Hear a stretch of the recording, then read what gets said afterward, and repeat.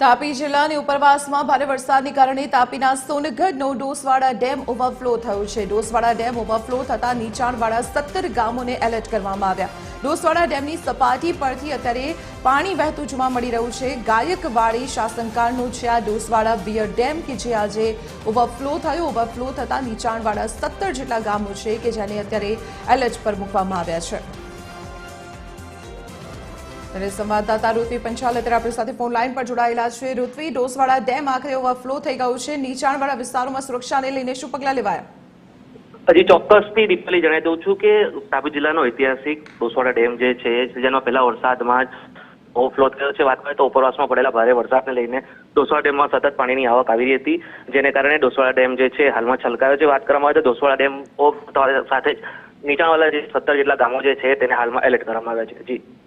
જી ઋતુલ, આભાર માહિતી આપવા બદલ। તો જે પ્રકારે ડોસવાડા ડેમની આ તસવીરો સામે આવી રહી છે, ડોસવાડા ડેમની ઉપરથી અત્યારે પાણી વહેતું જોવા મળી રહ્યું છે। ગાયકવાડી શાસનકાળનો આ ડેમ છે, ઓવરફ્લો થતા 17 જેટલા ગામો એલર્ટ પર મુકાયા।